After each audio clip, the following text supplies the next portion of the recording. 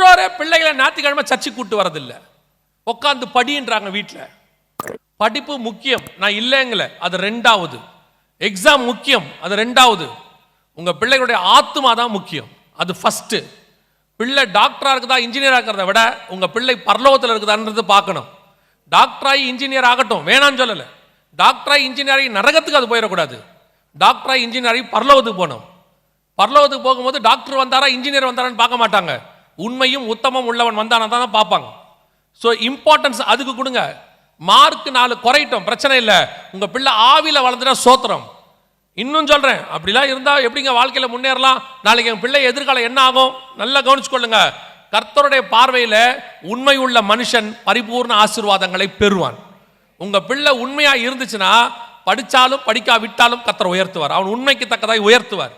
ஆடு மேய்க்கிறவனை ராஜாவாய் மாற்ற கர்த்தரால் முடியும். இயேசு கிறிஸ்து 12 சீஷரை செலக்ட் பண்ணும்போது வெறும் படிக்காதவனையும் செலக்ட் பண்ணல, வெறும் படித்தவனையும் செலக்ட் பண்ணல, கவர்மெண்ட் ஸ்டாஃபையும் செலக்ட் பண்ணியிருக்கிறாரு, மீன் பிடிக்கிறவரையும் செலக்ட் பண்ணியிருக்கிறாரு. கர்த்தருடைய பார்வையில் அவன் மேல் உள்ள அழைப்பு தான் முக்கியமே ஒழிய அவன் யாரு, என்ன கோத்திரம், என்ன குவாலிஃபிகேஷன் கர்த்தருக்கு முக்கியம் இல்லை. இது அறிவு பெருக்கத்தின் காலம். எல்லாரும் படிக்கணும்னு நினைக்கிறீங்க, படிங்க, ஆனால் கர்த்தருக்கு தான் இம்பார்ட்டன்ஸ்.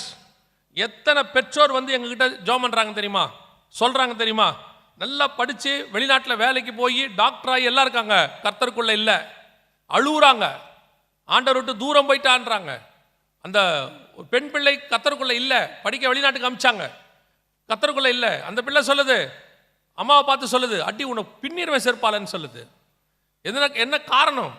கர்த்தருக்குள்ள இல்லை, அதான் நடக்குது. தயவு செய்து கேர்ஃபுல்லாக இருந்து கொள்ளுங்க. நீங்கள் கர்த்தர் கொடுத்த தோட்டத்தை விட்டுட்டு நீங்கள் தோட்டத்துக்குள்ளே அந்த பழம் பறித்து வச்சேன், இந்த பழம் பறித்து வச்சிருக்கிற ஆண்டவரை, எல்லாம் வச்சிருக்க ஆண்டவர் கேட்பாரு, உன் பிள்ளை எங்கன்னு கேட்பாரு. உன் பிள்ளை எங்க? எல்லா வீட்டுக்குள்ளே இருக்குது, ஃப்ரிட்ஜ் இருக்குது, நல்ல காஸ்ட்லி கார் இருக்குது, பிள்ளைகளுக்கு சொத்து இருக்குது, எல்லாத்தையும் சேர்த்து வச்சிருக்கீங்க, நல்லது. அது உங்கள் பிள்ளைகளுக்கு நீங்கள் வச்சது, அவங்க மேலே உள்ள அன்பு, நான் இல்லைன்னு சொல்லலை. உங்கள் பிள்ளைகள் எங்கே?